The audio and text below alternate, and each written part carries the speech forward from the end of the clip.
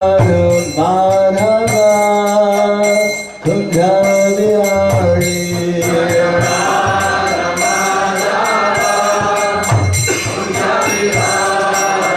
Shobhijana Vallabha Girivanadhari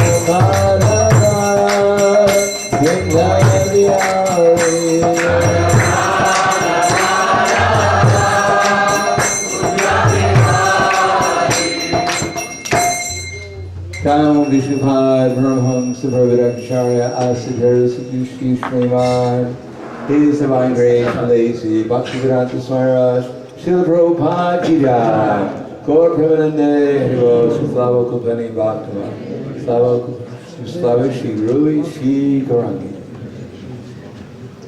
Om Vishnu Vidaya Krishna Prasthaya Buddhaya, Srimad Bhaktivedanta Swami Tanamane, Namaste Saraswati Deve, Gauravani Vricharne, Nirvishesha, Srinivadi Vasakantyade Sudharana.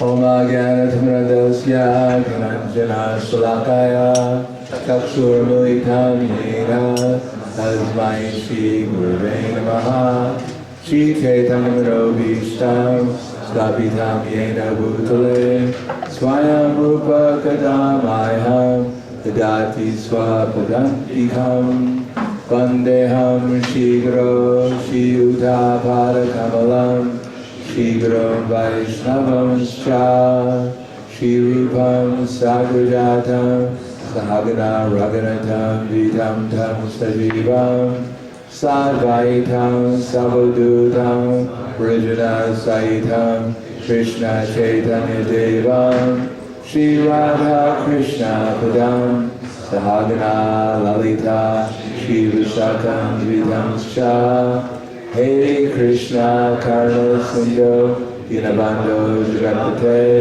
Gopesha Gopika Kanta Radha Kanta Mostude Tapta Kanchana Gaurangi Radhe Vrindavaneshwari Krishna Vanu Sudhadevi Pranamami Hari Priye Vanchakapa Triviyascha Kripa Sindhu Vyevcha Patidana Pavanebhyo Vaishnavebhyo Namo Namaha Shri Krishna Chaitanya Prabhu Nityananda Shri Advaita Srivasadi Gaur Bhaktivinoda Hare Krishna Krishna Krishna Hare Hare Hare Rama Rama Rama Hare Hare Om Namo Bhagavate Vasudevaya Om Namo Bhagavate Vasudevaya Om Namo Bhagavate Vasudevaya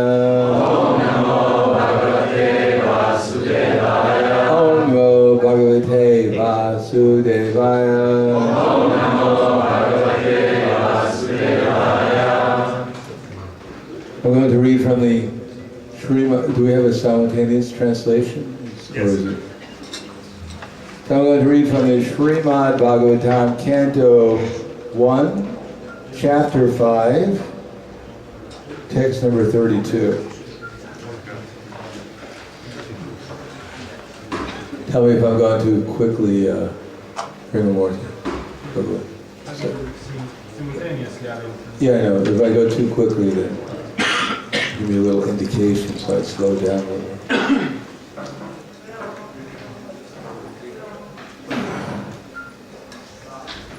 Can everyone see that? There we go. Etat samsuchitam brahmam tapa traya chikitsitam yad ishvare bhagavati karma brahmani bhavitam etat samsuchitam brahmam tapatraya chikitsitam yad ishvare bhagavati karma brahmani bhavitam etat samsuchitam brahmam tapatraya chikitsitam yad ishvare bhagavati karma brahmani bhavitam etat sangshuchitam brahmam apatraya chikitsitam yad ishvare bhagavati karma brahmani bhavitam Samsuchitam Brahmam etat samsuchitam brahmam Tapatraya Chikitsitam tapatraya chikitsitam Yadishvare Bhagavati Karma Brahmani Bhavitam Ladies,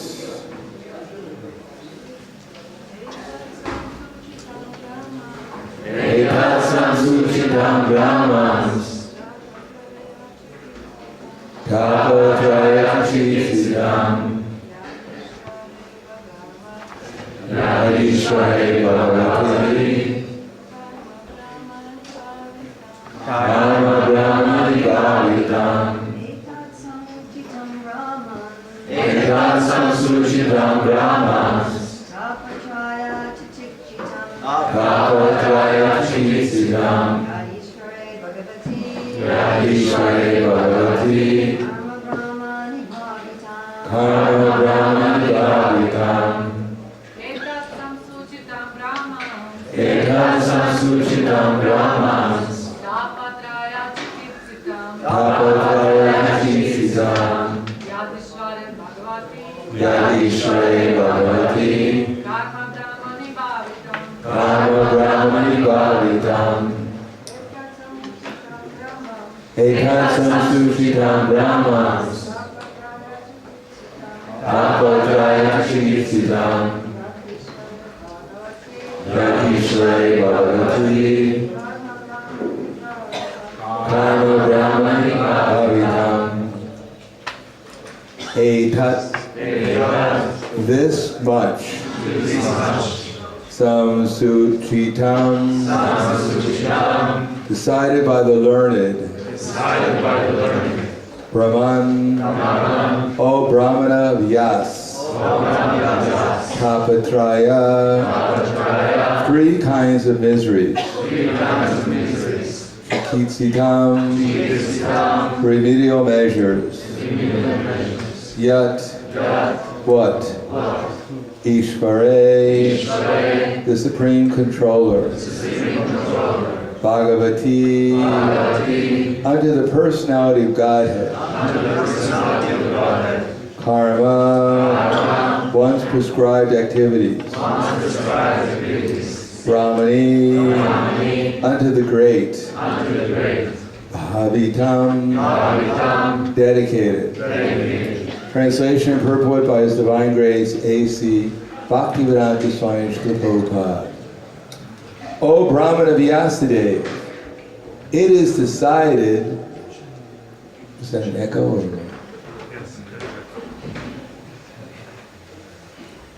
By the learned,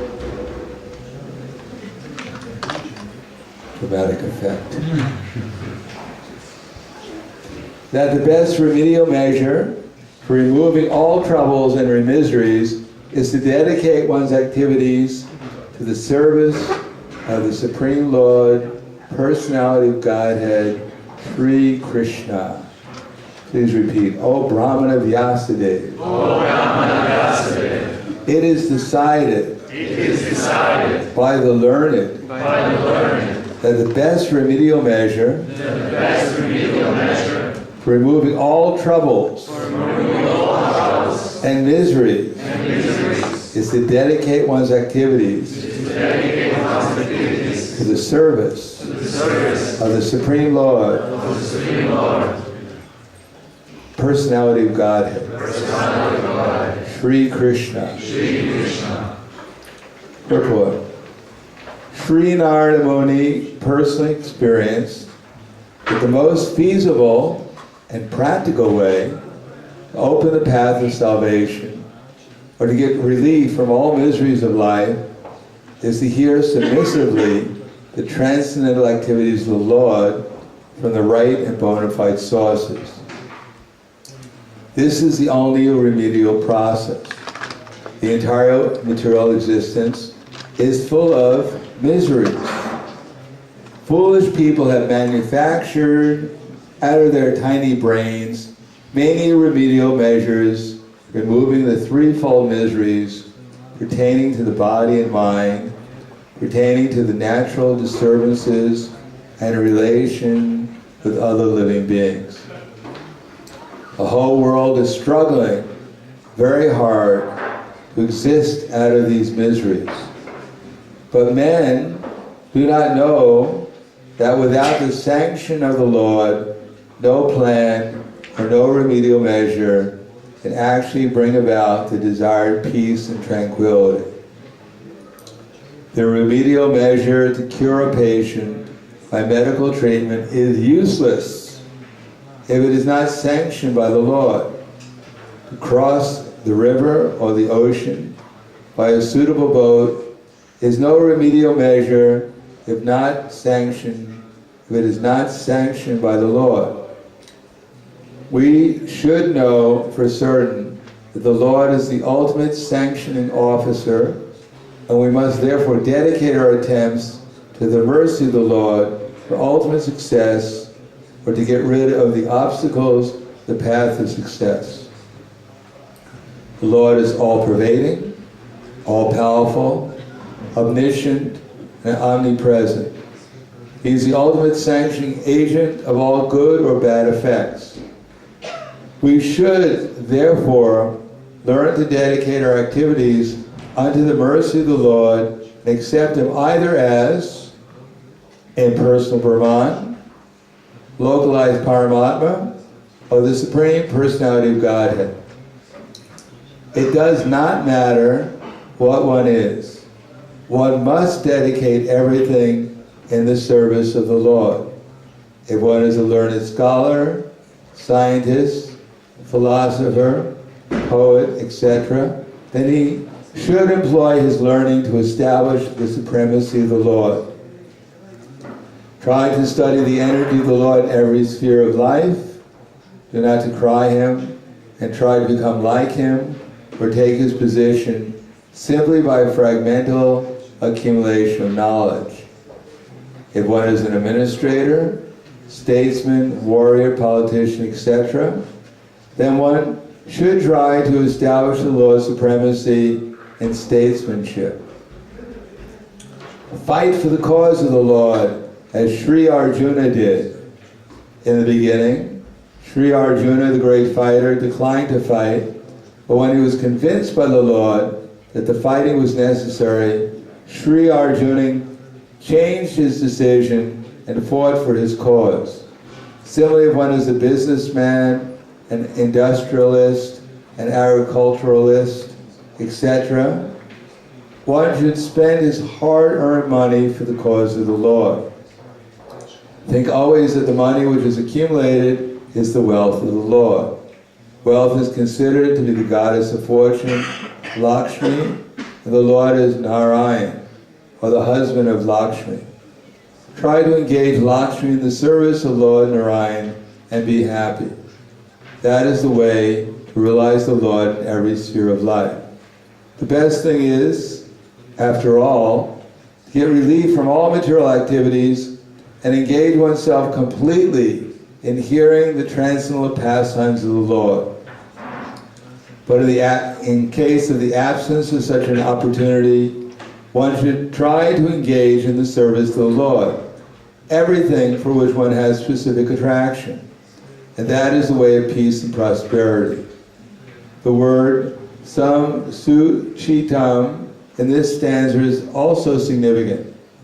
One should not think for a moment that the realization of Narada was childish imagination only. It is not like that. It is so realized by the expert and erudite scholars. That is the real import of the word samsuchitam.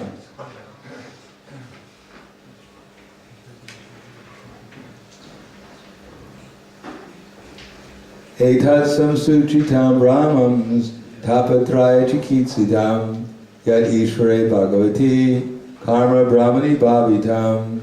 O Brahmana Vyasadeva, it is decided by the learned that the best remedial measure for removing all troubles and miseries is to dedicate one's activities to the service of the Supreme Lord, Personality of Godhead, Sri Krishna.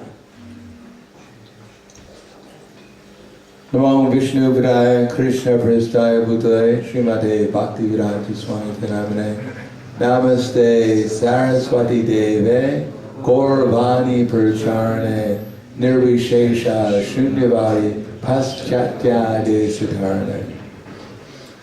So I'm happy to be here after some time. And I chose this verse because I thought it had something to do with how the Hare Krishna movement can get moving. Because the Hare Krishna movement, being a movement, is supposed to be moving, at least in the right direction. So here it mentions that there are two stages of Krishna consciousness. One stage is to get free from miseries of life, which is what everyone is interested in this material world. And the second is, after one is actually freed from the miseries of life, to begin the actual process of unalloyed devotional service to Krishna and develop one's feelings towards Krishna.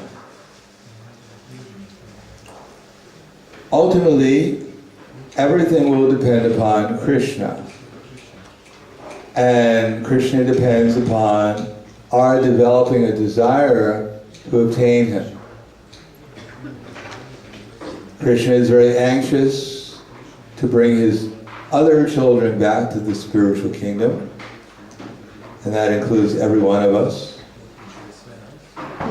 But Krishna cannot do so, or I should say, Krishna will be able to do so only in proportion to our development of a desire to go back to the spiritual world or to become conscious of Krishna. When Prabhupada talks about hearing about Krishna's pastimes, there are two pastimes, two major types of pastimes. One is Krishna's pastimes in this material world, his incarnations as avatars, especially his Muda avatars. Do you know who the Muda avatars are? We're the Muda avatars. We've come from the spiritual world to this material world and become the Muda avatars. Yes? Pastime, Leela avatar. No, Muda means full. We're the full avatars. You have to tell us. Yes, but that's... So, To hear about Krishna's pastimes in the external energy, Prabhupada writes in the second canto, is actually more helpful for us than to hear about Krishna's pastimes in the internal energy. Because the pastimes of Krishna in this energy we're experiencing 24 hours, 7 days a week. But at the same time, Krishna has his pastimes in the internal energy, and we're also taking part in those pastimes. That's called the Sankirtan movement. The Sankirtan movement is a perfect integration, as Prabhupada explains in this verse, of the Varnashram system and the transcendental Leela of Krishna. There is no difference between Chaitanya Mahaprabhu's pastimes and the pastimes of Krishna in Goloka Vrindavan. As Krishna danced in the Rasa dance, so we're dancing in the Sankirtan dance. As Krishna played on his flute, the devotees are playing on the mridanga and the kartals. As Krishna was singing and the gopis were responding, so the devotees are singing and responding. And at the same time, Prabhupada gives us a hint how we can practically engage in this age in the Sankirtan movement. When Chaitanya Mahaprabhu was asked about the Varnashram system as a means of perfection, Varnashrama Charvita Purushena Puman, Vishnu Radhite Puman. Chaitanya Mahaprabhu said this is Eka Bahu. It is external. It is not that he was against the Varnashram system, but Chaitanya Mahaprabhu's movement is primarily based upon immediately giving people the opportunity to engage in Krishna's transcendental loving service by Gyane Priyasam Anupasthanamant Eva Jivanti Sammukaritam Bhavadiya Vartam Stane Sita Suti Gatam Dhanuvam Rovir Ye Priyasa Jita Jito Yaisa Sitais Trilokyam. That our only problem is, that we have to get rid of, is our mental speculation. How do we know when we're mentally speculating? Because we're always mentally speculating. So it's very easy to figure out when we're mentally speculating. But in order to get over our mental speculation, we have to cry out, Hare Krishna. That's the only remedial process, is to hear and chant about the glories of Krishna with attention and feeling, priti. So we're practicing learning how to chant Hare Krishna, Hare Krishna, Krishna Krishna, Hare Hare, Hare Rama, Hare Rama, Rama Rama, Hare Hare. And actually mean it. If we could once chant Hare Krishna and actually with deep feeling, deep anxiety and conviction want to engage in Krishna's service, loving service, then Krishna will immediately reciprocate. He does immediately reciprocate according to our intensity of desire. So our whole entire Hare Krishna movement is simply meant to help us develop an intensity of desire that we engage in Krishna, or we call out Hare Krishna with real feeling. Part of that is fear, believe it or not. We have to be made afraid of the material energy. As Srila Prabhupada once said, one of the problems of our members of the Hare Krishna movement is that my devotees, or my followers, are not sufficiently afraid of Maya. And the second, of course, is we have to develop some higher taste in Krishna consciousness. Becoming fearful of the material energy, becoming detached from the material energy, avoiding the material energy, gives us relief from the anxieties and the problems of material existence. But simply by remaining aloof from material energy, doesn't reveal to us what our spiritual nature is like. In the spiritual world, there's no fear, but only unbounded love. Incessant, ever-expanding love for Krishna and everyone in the spiritual world.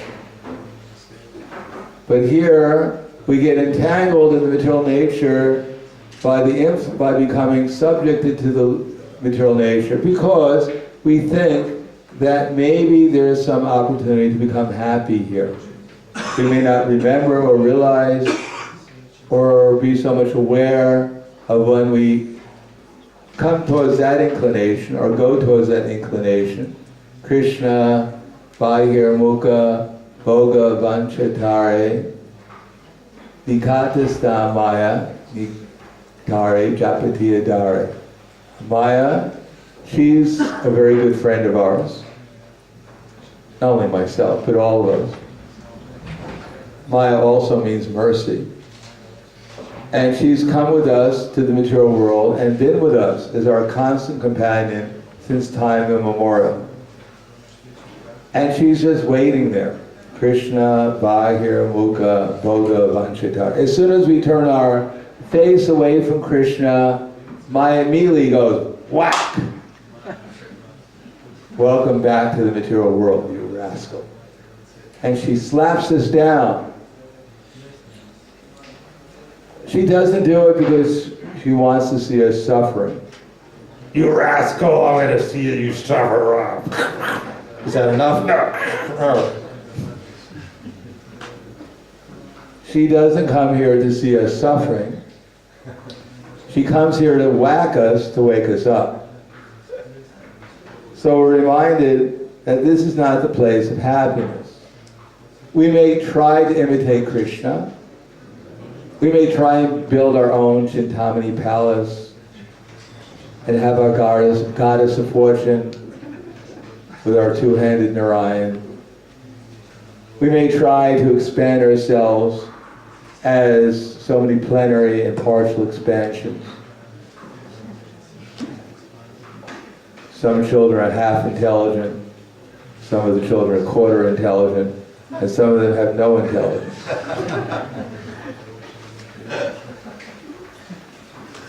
We may have a car, and we may imagine it's Garuda, ready to take us through all the three zones.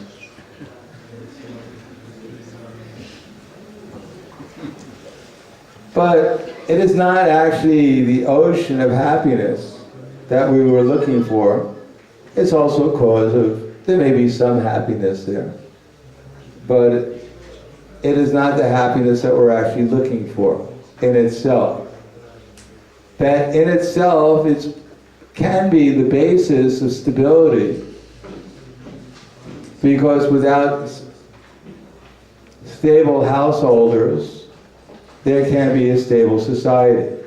And without a stable society, there cannot be stable development of Krishna consciousness.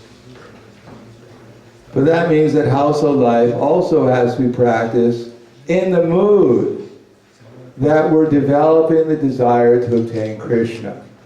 That men and women, they generally get together in materialistic life thinking that it's romance.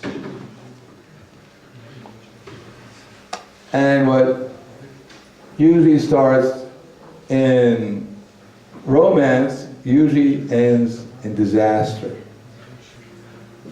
That the actual mood, at least previously, was religious. Household life was meant for cultivation, primarily, besides satisfying the senses, of developing a religious consciousness. And Vedic household life is meant to develop spiritual consciousness, at the same time meet the needs of the senses. In the Vedic system, the senses are not denied, they're supplied, but as necessary. Srila Prabhupada used to say, if you want to make nice prasad, Tamal Krishna Maharaj used to tell me this all the time. Actually, one time I was his cook for a while. And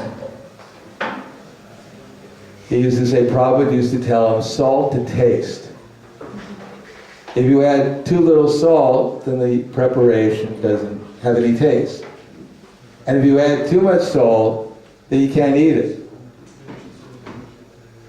So therefore, the exact amount of salt is necessary. And similarly, to gratify the senses, whether it be eating, sleeping, mating, and defending, what's necessary? Yuktahara viharasya, yukta chetasya karmasu, yukta swapnirvabodasya, yoga bhavati dukkha. The yogi doesn't eat too much, or eat too little, sleep too much, or sleep too little. One who's temperate in his habits of eating, sleeping, work, and recreation can mitigate the material pains by practice of the yoga system. So therefore, household life is an opportunity to meet the demands of the senses and cultivate that anxiety to obtain Krishna. Tatra loyam mulyam ekalam janma koti sukritarna labhyate. That's the price we pay to obtain Krishna consciousness, which Prabhupada translates as sincerity in the nectar of devotion. That's all we need. Not an easy thing to acquire, but that's all we need. And of course, we can practice calling out, Hare Krishna, Krishna Krishna, Hare Hare, Hare Rama, Rama Rama, Hare Hare. So there's two phases of that also. One of them is, oh, the energy of the Lord, oh, the Supreme Lord, I am suffering, help me. So that's relief from the material existence. So that's certainly valid. And the other is, oh, the energy of the Lord, oh, the Lord, I'm feeling so much ecstasy in associating with you. Please let me continue to associate with you deeper and deeper and deeper. So that's the more positive side. But they both go simultaneously. At least we should take one of those sides, rather than our snake, round, day, hey, kitty, kitty, kitty. Rather than, my dear Lord, oh, the energy of the Lord, you may be there, but I'm somewhere else. I don't know where you are, but I know where I'm going.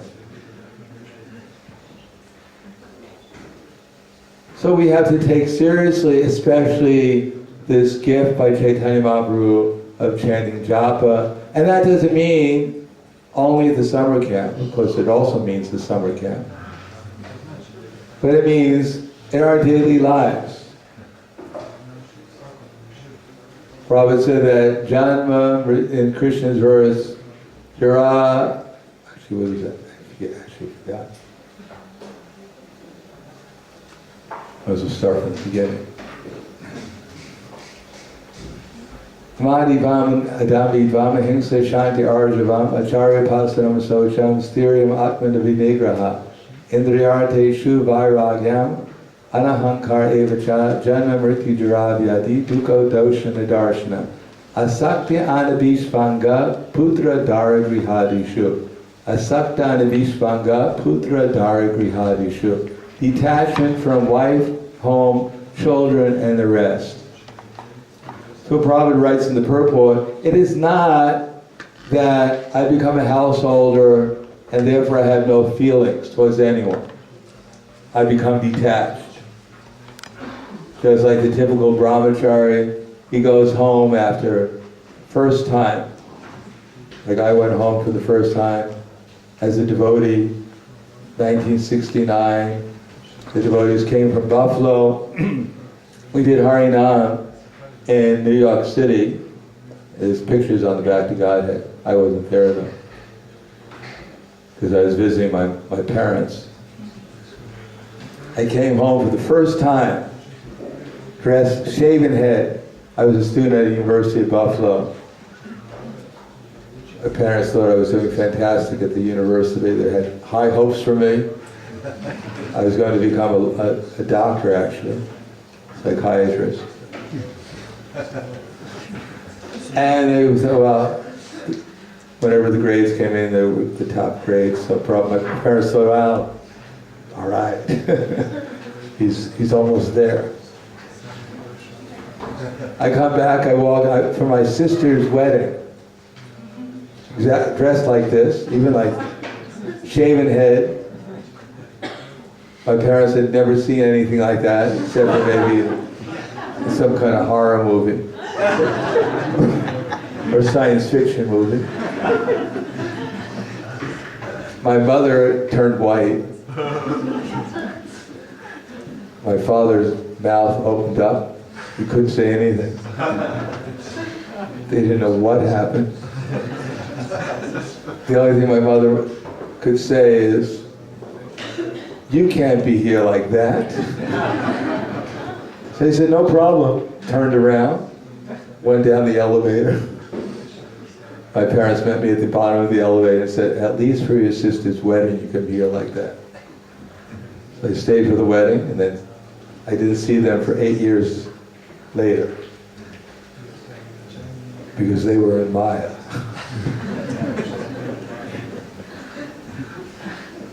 Finally, they called me up one day at the New York temple and said, "We're sorry." I said, "I'm sorry.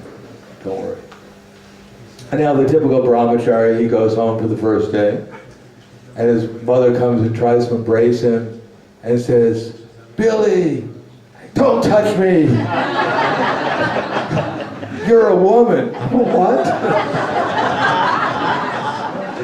"You're a woman, don't touch me." "What did they do to you?"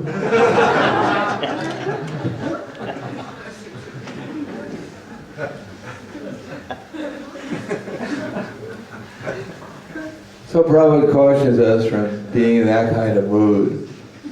That it's not that the householder has no affection for his wife and children or husband, but he understands that in the material world there's no absolute happiness, just as there's no absolute distress. But if we want to make the material life, including household life, as happy as possible, Prabhupada gives the formula that the householders, they sit down morning and evening and chant Hare Krishna, Krishna Krishna, Hare Hare, Hare Rama, Rama Rama, Hare Hare. And they hear Srimad Bhagavatam, Bhagavad Gita, they worship the deities. And what do they hear in the Srimad Bhagavatam, Bhagavad Gita? Machchita, Machkata, Prana, Bodhyantas Parashparam, Kathayantas Pramindityam, Tushanti Charamanti Cha. That the thoughts of my pure devotees, they dwell in me, their lives are surrendered to me, and they derive great satisfaction and bliss by enlightening one another and conversing about me. So this is called Tushanti and Ramanti. Tushanti means that we're feeling some satisfaction, we're actually making progress in Krishna consciousness. That I'm actually getting relief from the material miseries. That's satisfaction. I'm following the process, simple process, and by doing it, I'm actually feeling some release from my anxiety and getting some positive knowledge about what reality is. And Ramanti means that not only have I gotten relief, but I'm actually feeling Krishna's presence when I'm chanting Hare Krishna. I'm actually entering more deeply into my meditation and remembering Krishna. It is not impossible to do that. As I was saying the other day, and I usually quote always the same passage from the Krishna book. I can pick, because it's a very short passage. It's when Krishna was seen walking on the bank of the Jamuna, he was seen nicely decorated with tilak on his forehead. And it was garlanded with different kinds of forest flowers. His body was smeared with the pulp of sandalwood and tulsi leaves. And the bumblebees became mad after the treasure and the sweetness of the atmosphere. Being pleased by the humming sound of the bees, Krishna began to play upon his flute, and the combined sounds became so sweet to hear that the aquatic birds like the cranes, ducks, and the swans, they stopped swimming and flying and they became stunned. Then they closed their eyes and entered into a trance, a meditation and worship of Krishna. So if the birds can do it, we can do it too. If it's good enough for the birds, it's good enough for us too. So at first, if we just chant Hare Krishna, and at least do it regularly, according to prescription given by our spiritual masters and our previous acharyas, then gradually we will get relieved from the miseries of material existence. And when we become relieved from the miseries of material existence, and even if we somehow or another even concentrate on these especially powerful processes of chanting Hare Krishna, hearing Srimad Bhagavatam, worshiping the deities, serving the devotees, and probably amongst the most powerful processes, including living in a holy place, is to make the place holy by talking about Krishna, by telling others about Krishna. If we concentrate on any of these processes, we may feel some ecstasy, just like book distribution.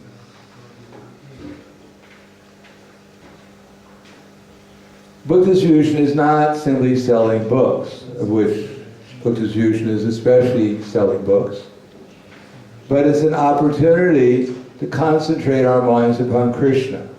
Why?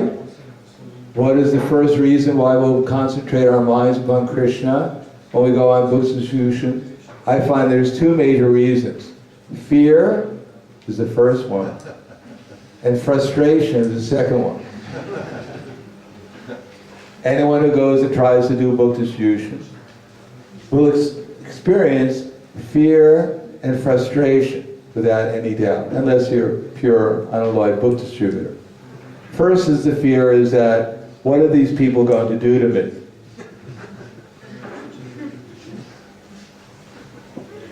And the second is, when you find out that they're not going to do anything with you, including take a book and give you a donation, it becomes frustrating. So what's the alternative when you're feeling fear and frustration? Well, one alternative is to continue to fear and frustration. As I said before, there was one devotee, he would never go on book distribution. He was always afraid someone would do him some physical harm if he distributed books. So after some years of feeling like that, one day the devotees forced him to go out and distribute books. So he went up to the first person he went up to, he put his hand out to shake his hand, and the person took his fist and slammed him into the face and knocked the devotee out. So Krishna fulfilled all his desires. For so many years he was meditating on how someone would physically harm him when he went on book distribution. So Krishna did not want to disappoint him. And immediately Krishna reciprocated and someone came and knocked him out. But that does not have to be our experience. Indeed, I've been going on book distribution, and that rarely does that happen. I've seen devotees knock other people out, but I've never seen anyone knock a devotee out.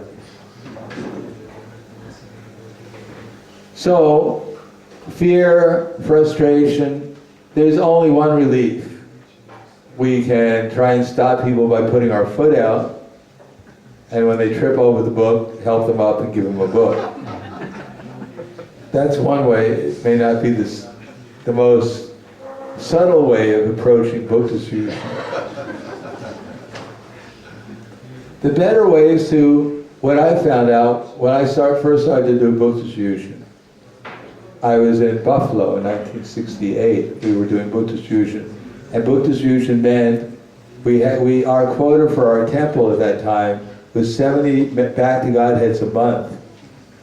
And we couldn't figure out how to distribute so many books in 1 month. So we'd go up to the university every month and we'd just hand them out for free. But then it became, we had to get some money to support the temple, so we started the Harinam party in Buffalo, downtown, every day, and we'd sell back to guidance. Actually, I put out a conch shell, and people would put donations in the conch shell, and then we'd give them a magazine. But after a while, I learned how to distribute books simply by becoming, especially running people down, overwhelmingly, enthusiastically, handing them a book, not saying anything, but just ask them for a donation.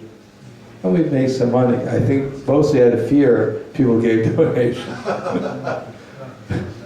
People didn't know who they were dealing with.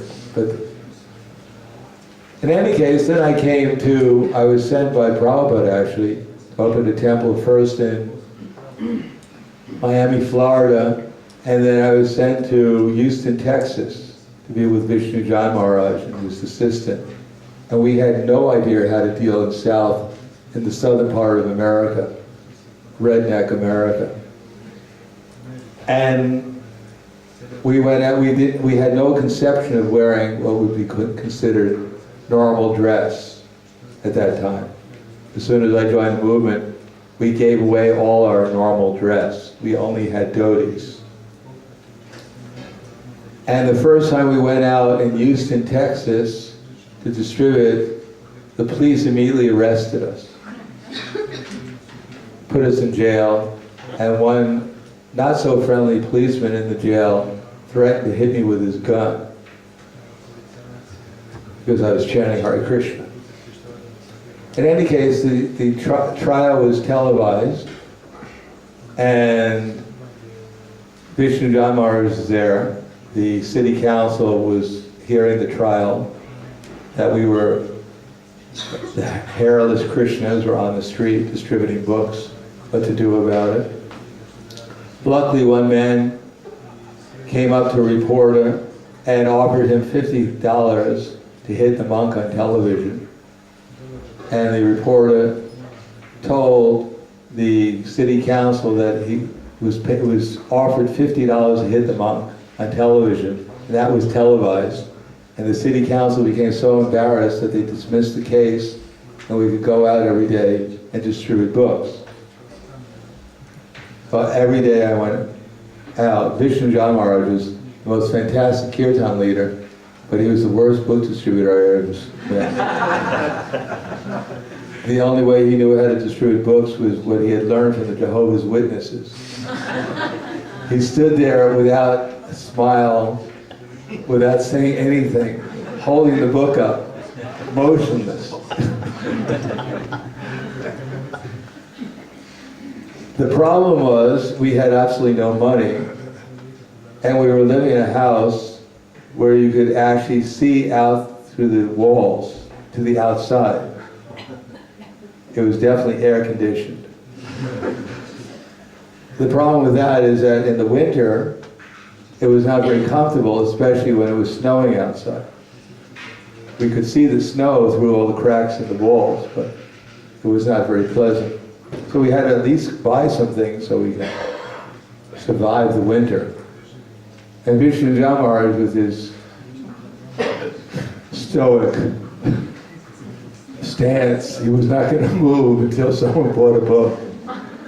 Didn't help very much. So I had to distribute books, but I was dressed in a dhoti, shaven head, trying to stop people in Houston who more or less were afraid that perhaps the Martians had landed.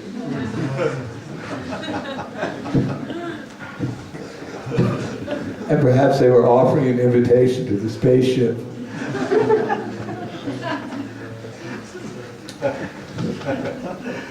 So, all I could do was pray to Krishna. I would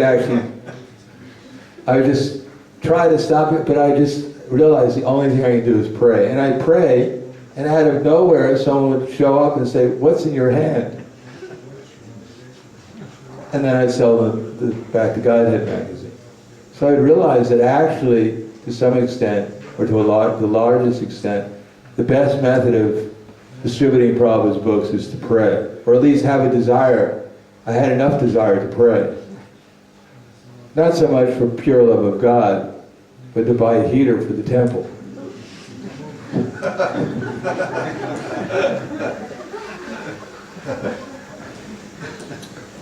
And somehow or another Krishna cooperated.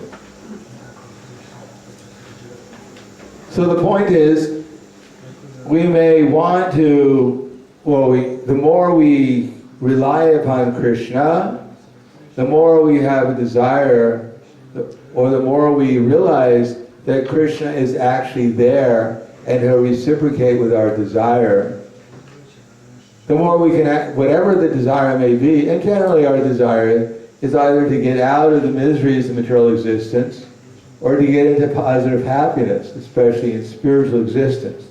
And Krishna will reciprocate with us. We sometimes may not be aware of it, but he will, to whatever extent we rely upon him, he'll reciprocate. And when we realize that, we'll realize what a great opportunity the chanting Hare Krishna is. That if we chant, Prabhupada said we should chant and try to hear ourselves chanting sincerely. Chanting sincerely means, well, just that. Either to get out of the miseries of material existence, or to get into the spirit, to become absorbed in the spiritual existence. To remember Krishna's names, his forms, his qualities, his pastimes, spontaneously, and to feel his presence. The more we remember his names, his forms, his qualities, his pastimes, the more we become absorbed in that remembrance spontaneously, then the more we feel the ecstasy of Krishna's presence, his association. So Prabhupada mentions here that to develop that, we don't have to become artificial. Simply sit down with the family, morning and evening, chant Hare Krishna, hear Srimad Bhagavatam, worship the deity, and in our engagement, in our occupation, we can also engage ourselves in the Sankirtan movement. Not that everyone will necessarily have the opportunity to distribute books, although we've seen, for instance, in a place like North California, where Vaishya Prabhu is there, he's devised a means that even the householders there, they go out regularly in what he calls the monthly Sankirtan festival. And it is a festival because everyone gets a chance to rely upon Krishna, and there's no one more reliable than Krishna. At first it's bitter like poison, but at the end it's like nectar. Because we're forced to rely upon Krishna, and we start realizing Krishna's here, all my anxieties were useless, they were foolish, it's not really like that. Most people are not fearsome. They're actually quite meek and gentle. Most people, as soon as we approach them, they don't become aggressive. They actually become, most people, quite friendly. Or at least they're not interested. They won't do any harm to us. And then we actually, when we develop the desire, Krishna starts sending so many people, so many nice people, so many friendly people, even interested people, that we realize that this is just bliss. That is actually under Krishna's control.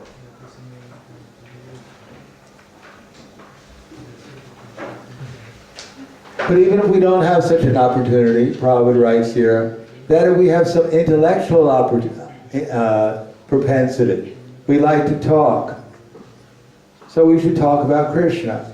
We should read Prabhupada's books and tell others about Krishna. Give a class in the temple. Give a class to the friends. Or just in our household life, talk about Krishna. Yari Deka Tari Kaha, Krishna Upadesh, Amar Aga Guruhana Tari Desh. Whoever we meet, we should try to help them become Krishna conscious. It is not that we have to look for some person who's completely in anxiety, then tell them about Krishna. Anyone we meet, our husband, our wife, our children, even the dog, we can call out Hare Krishna. Even we can chant to the fish in our aquarium. Govinda Dasi was one time with Prabhupada. Prabhupada pointed to the desk and said, "Do you see that?" And Govinda Dasi said, "What? Do you see that insect?" Govinda Dasi said, "Yes." And Prabhupada said, "Chant to the poor thing."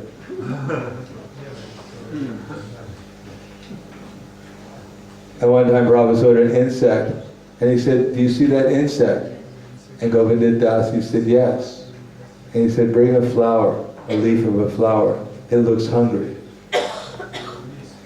So even we can chant to anyone. Tell them about Krishna. So we have that propensity to tell others, speak philosophy, or even chant Hare Krishna, then tell others about Krishna, whoever we meet. If we're not so have that opportunity, then we can try to help organize the Sankirtan movement, if we have the organization ability. Don't simply try to organize for having a perfect household. But try to utilize that propensity, not to organize for a perfect materialistic life, but to organize to spread the Sankirtan movement. If one has the ability to make money, accumulate Lakshmi, then utilize that Lakshmi in the service of Narayan. The Prabhupada said, after all, the best thing is that to retire from all these activities and simply hear and chant about Krishna. Because if we tell people about Krishna, if our household is based upon Krishna consciousness, if our relation with others is based on Krishna consciousness, if our work is based upon Krishna consciousness, if our existence is based upon Krishna consciousness, if our mind, our words, our wealth, our existence is based upon Krishna consciousness, then we'll actually develop a taste to hearing and chanting about Krishna. That means we're liberated. And hearing about, chanting about Krishna, we become pleasureful. And we can do that incessantly and constantly. But if we try to do that, constant hearing, chanting about Krishna, without fully engaging our minds, without fully engaging our words, without fully engaging our wealth, without fully engaging our lives in Krishna's service, then it becomes boring. We become distracted. But when we can do that, then we can dedicate our existence to hearing and chanting about Krishna, and it'll be full of pleasure and happiness and enlightenment. But in the absence of that, we should engage our words, our life, our words, our intelligence, our money, our wealth, our assets, our life in Krishna's service. And that way that taste will develop progressively. So that is Varnashram. That's the purpose of Varnashram. And that's the opportunity that the Hare Krishna movement is offering us. Simply it's a question of organizing it properly, utilizing the resources properly, organizing them properly, so all of us get a chance, both in our household life, with our friends, with anyone we meet, to tell them about Krishna. So, thank you very much. Hare Krishna. Hare Krishna. Any comments? I don't know, what time is it now? 9, okay. 5 to 9. All right. Any, yes? You painted all fall down in negative ways. And then you think, why? What was that?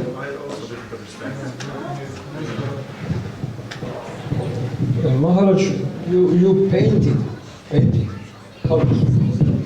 All fall down in a negative way. And it gives me pain. Why is it like this? Because Prabhupada said we fell down because of envy.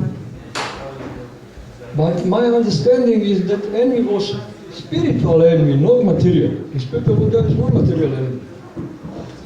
So it is envy which gives Krishna pleasure. So I really confused completely. Well, I don't know if we're reading from the same books or not. But no, household life is not grihastha ashram. It's a great opportunity to engage so many living entities in Krishna's service. And household life is a basic stability for society, as I said, for the actual advancement of the Krishna consciousness movement. Without stable household life, without grihasthas, it is practically impossible for our society to advance. But we have to do it properly, that's all.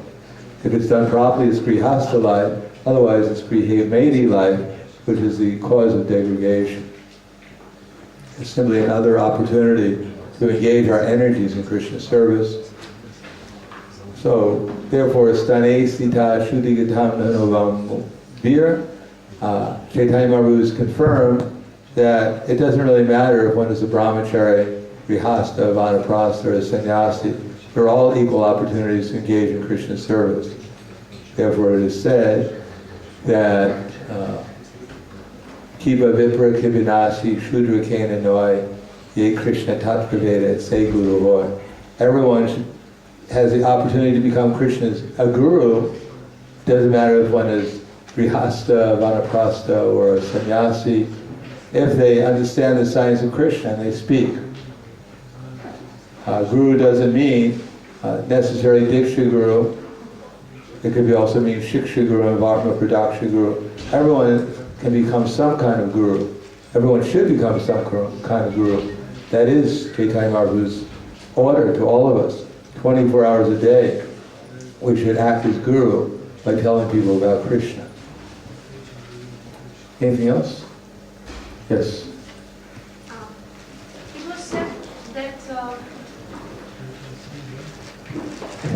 It was said that the householder should be affectionate, but is it like he's unattached, but at the same time he's acting as if he's attached, or he is really attached, so that's why he's acting like this?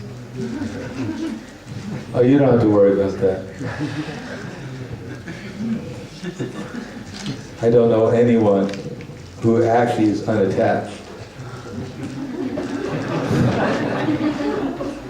Generally, they act like they're unattached. That means they're really attached.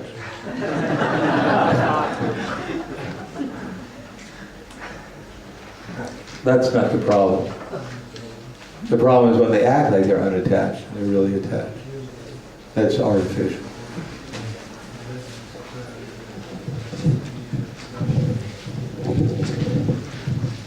Anything else? Okay, thank you very much. Grantaraj Srimad Bhagavatam ki jai. Srila Prabhupada ki jai. Gaur Premanande.